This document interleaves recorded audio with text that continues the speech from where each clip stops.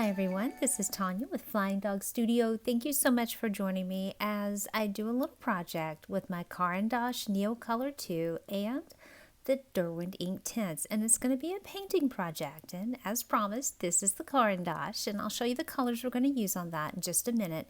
And then I have the Derwent Inktense. And what I'm working with here, I already have it taped down to the back of the pad that it came in, which is the Fredrix acid-free watercolor canvas. Now I'll have all of my supplies down below, and as you can see, this is not a full sheet. The last time I worked with one of these, I actually had it taped to the desk. These are the pencils that we're using: apple green, leaf green, and baked earth. These are the only three pencils that we're using, and I'm going to start with these. Now, my thought on this, and I'll be honest with you, I've never used these in this way, but a watercolor canvas, I'm hoping that since these are ink-based and they are permanent, that they will actually stain the watercolor canvas.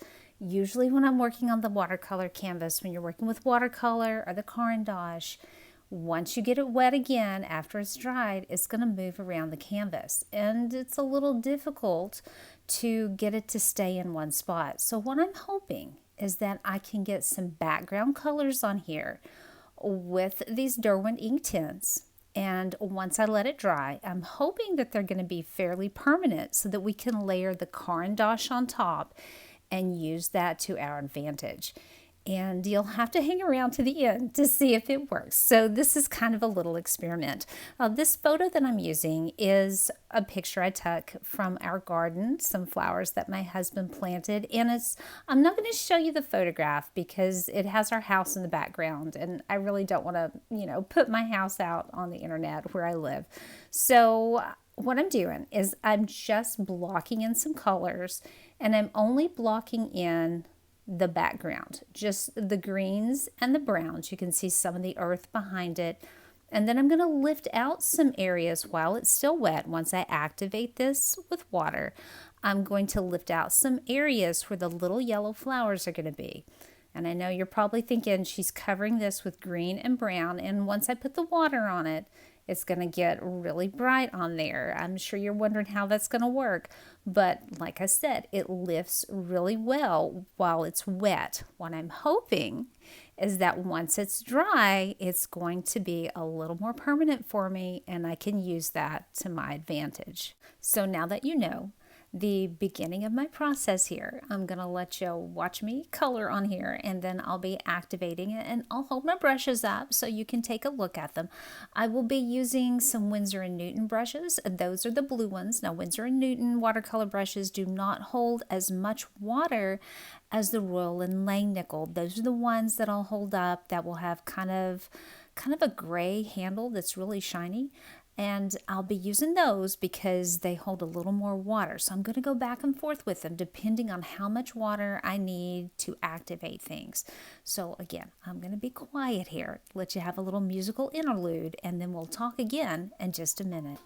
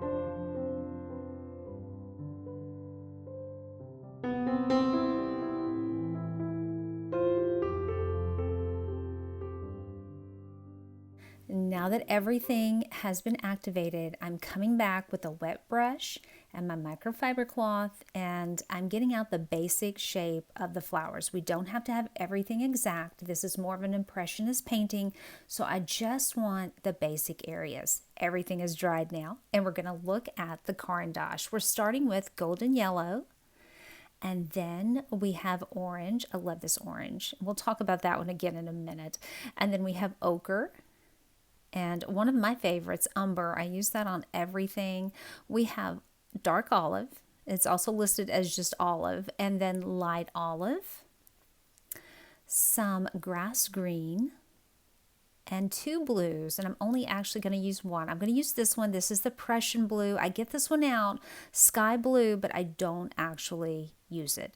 So again, my process on this, I'm adding quite a bit of pressure. I start light and then I go, oh, I'm going to add more pressure. I forgot what I was doing temporarily. So we're bearing down a little bit harder. And if you've never worked with watercolor canvas, once I put these Caran d'Ache on, you can kind of see the texture of it. It's very smooth. It's very sanded, very smooth, everything. I love working on this. I think even if I were doing acrylic, this is what I would choose because it's very smooth. There's the difference in working with a hot press paper and cold press paper when you're talking about watercolor. This would be more like a hot press. It does have texture, but not as much as a regular cotton canvas would be after it's primed. So I'm going around and I'm blocking in colors just like I did with the Derwent Inktense, but I'm adding a little more pressure, keeping in mind that when I add water to these, they're going to be more intense than what the Inktense were, if you can believe that. I did put a lot of pressure on the Inktense and it has dried very well. I've not tested it at this point to see if it's going to be more permanent on there. I'm just going to go with it and just see what happens. Again, it was kind of an experiment for me. It was one of those things I decided I wanted to paint, and so I just went in and started painting. And if you watch my videos before, you know that's the way I work quite a bit. When I get in the mood to do it, that's what I'm going to do.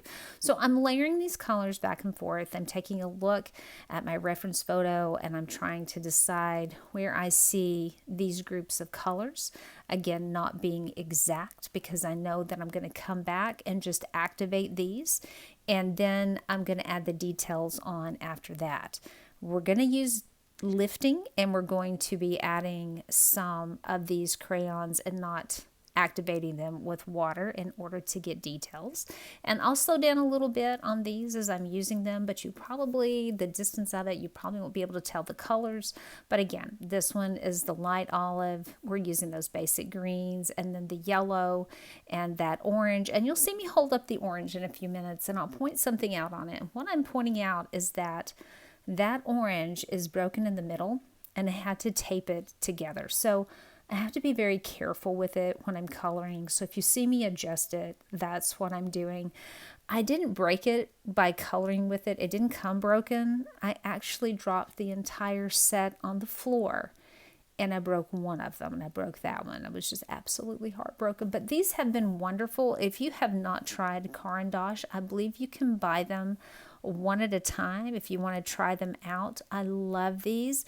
You can get a watercolor effect with them. You can get kind of an oil painting effect with them. It depends on the surface that you're using them on, and it depends on how much water you add, and if you come back on top. They can even look like oil pastels if that's what you want them to look like. But these are wonderful crayons. I highly recommend them. So again, what I'm doing now is blocking in color. I'm going to come back on and we're going to activate it, and I'll talk a little more to you then.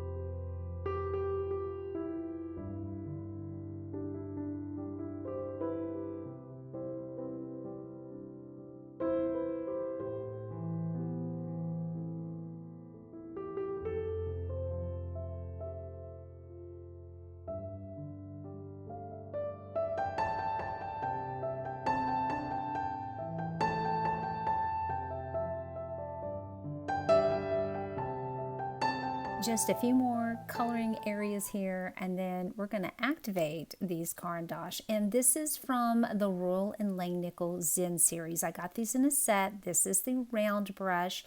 And again, I chose this one because it holds a little more water than the Winsor & Newton. And I need a lot of water to get these activated. And at this point, I'm still not certain if the Derwent Inktense is going to work for me underneath. I'm still hoping that it does. I have the tops of the flowers on here, and I'm not worried about any of the little leaves on the flowers. I'm not worried about the stems. I'm still only looking at the background and the shapes of the flowers themselves. And I'm using little circular motions because, again, I don't want this to be exact. I'm just wanting something very, very loose, something more in the Impressionism style. And I just want to block in the darkness that is underneath these flowers, because it was probably about 1 or 2 o'clock in the afternoon when I took a picture of these. And underneath the flowers, there was quite a bit of shadow. And then as it comes up and goes to the back, where you see at the top of the canvas is kind of that light brown, a lot of sun in that area, and it was more of a washed out dirt area in the background, a lot of light coming in. So the bottom of the canvas is going to be heavier because that's where my shadow is. So you're going to have that dark touching those 2 corners and the 3 sides down at the bottom of the canvas.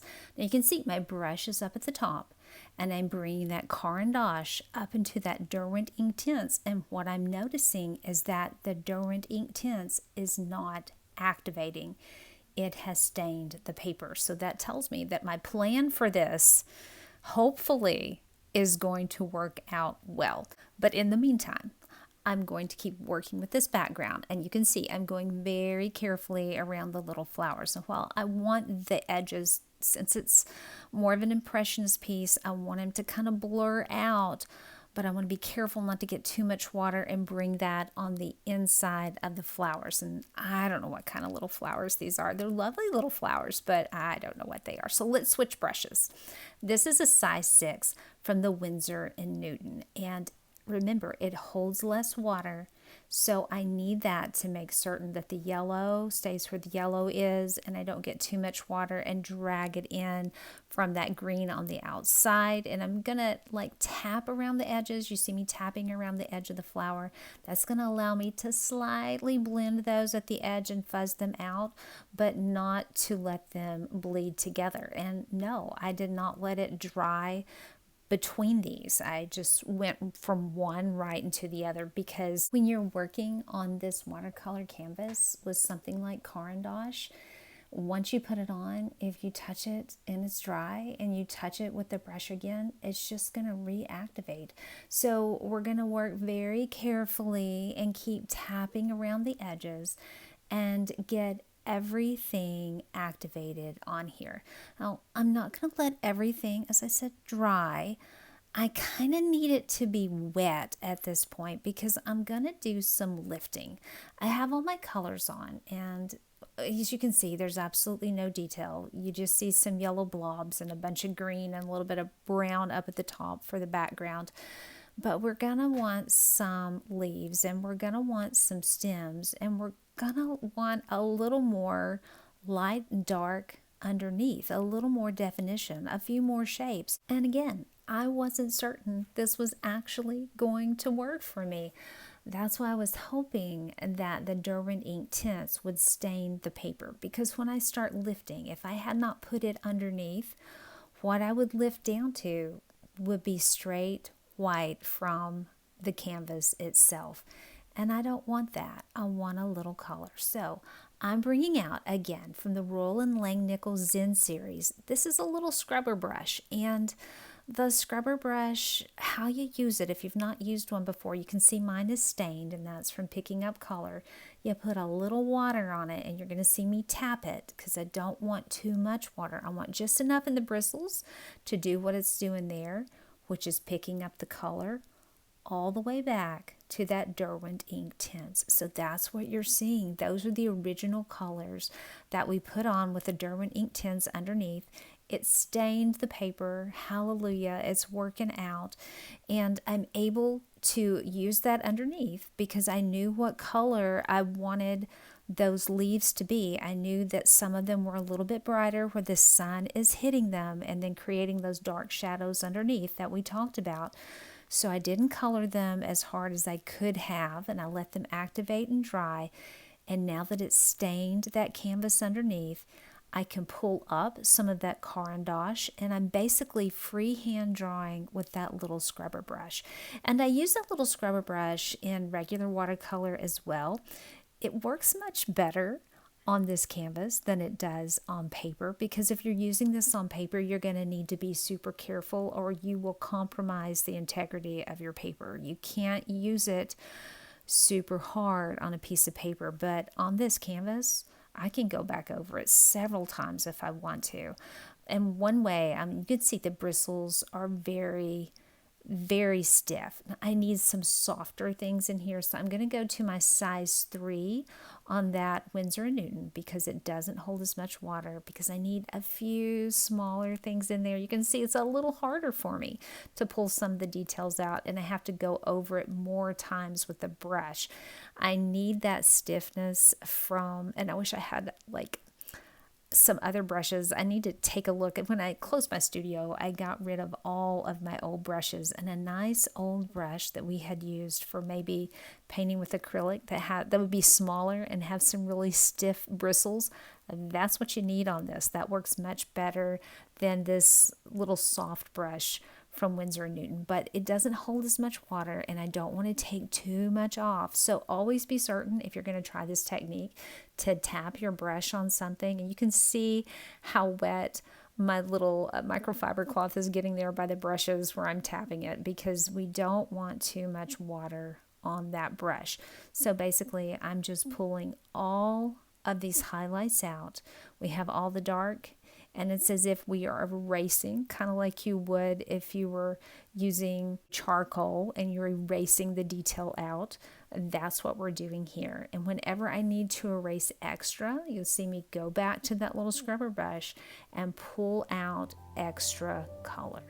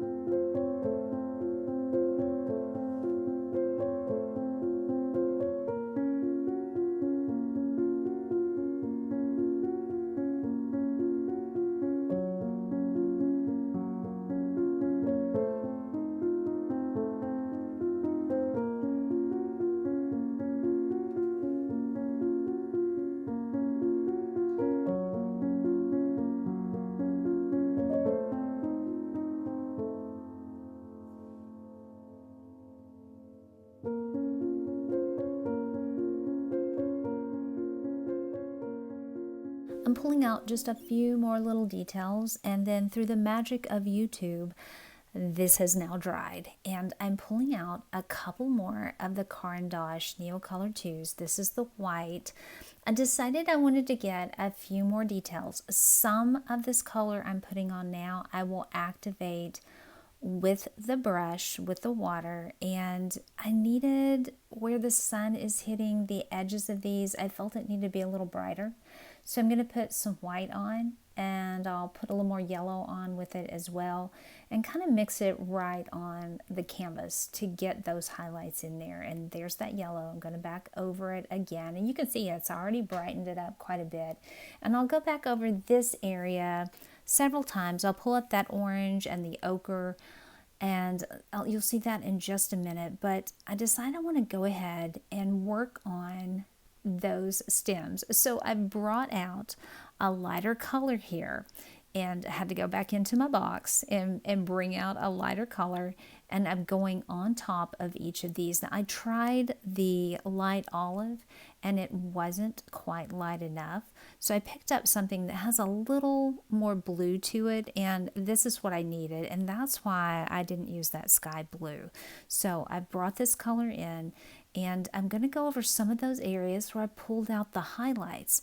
I'm not going over them too much though, just putting a little bit in that area because I want that Derwent Inktense to show through. And by not doing the whole area, it adds a little more highlight. So now I have some dark, and then I have the Derwent Inktense giving me the medium color, and now I'm putting the Caran back on and adding the light. So I have my 3 different layers to give me a more intense shadow and to allow me to have a little more form in these leaves. So that's my process on these. Now, these areas I'm not going to activate. I'm going to leave them as they are. The only time you're going to see me activate is up on the flowers themselves, because I really want to blend in those colors. I didn't want to put any just white on there or any bright yellow. I really kind of wanted the leaves to be a bit different than the petals themselves.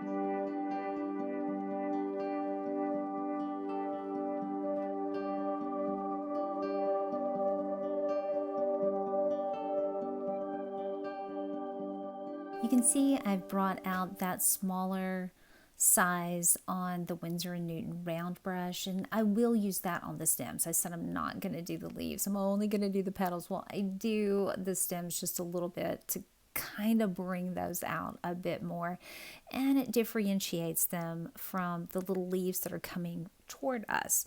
So again, that's why I wanted to kind of activate the colors on the flowers, but leave the leaves that are coming toward us just untouched. Just leave it the raw color on there. So these were areas, and here's the brown. Okay, here's what I'm doing on this. I looked at the top and I thought, I like this, but I think it needs a little more variation in color in here. But this brown was so close to the color in the background. I think it's kind of the same, but it added a little more, and I wanted a little more there, but I didn't want to bring out the Derwent Inktense again. So I add a little more of the green and some of that brown, and then we're going to come in and activate it. Again, I picked up the Royal Inlay Nickel because it's adding a little more water to it, and I do want to move that around. You can see it's almost the color of that baked earth from the Derwent Inktense, which I thought it was kind of funny, but it did add a little more color there. And as you see, you do have to tap it, because when you're adding that Caran d'Ache straight on top of this watercolor canvas, if you're not careful, you can pull it back up. But that added a little more color back there and not quite as much white from the canvas, so that's why I've added it. When I am finished working on this area, what I'm going to do is go back into those flowers, because it's kind of like when you give a mouse a cookie, you're going to have to give it a glass of milk. I've done that to the background. Now I want to work a little more on the flowers. So I thought I'd give you a close-up. You can see how this works on here when you add the color on. And this is what I'm doing. You can see a little bit more detail on those flowers with it being a little closer up. I work in front of a window, and it was really adding some light on that, so I didn't figure you could probably see very well. So we're zooming in so you can see I'm going back and forth on the edges and adding a little bit more of that orange to kind of push those petals down toward the center of that flower.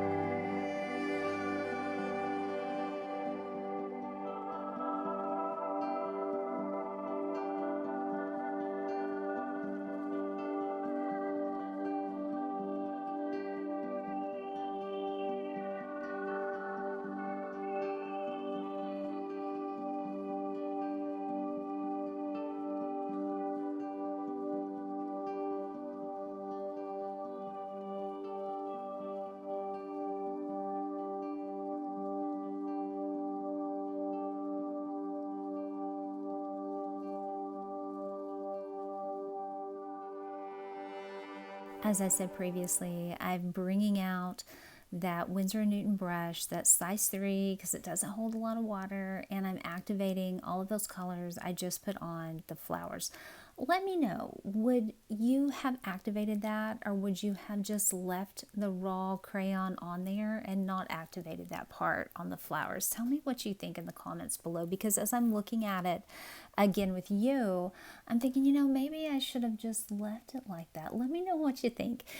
Thank you so much for being here. If you've made it to the end of the video, kudos to you. And if you are new to the channel, I hope that you will give me a subscribe and hop on here and see what I'm doing every now and then. I'm so happy when you guys are here and you have a little conversation down below. And thank you so much, everyone that's hyped the videos. That helps my channel so much. I appreciate you. I have some more of these coming up and some stuff in my sketchbooks that I've started. I hope hope you'll join me for those, my friends. But until then, I will see you in the next one.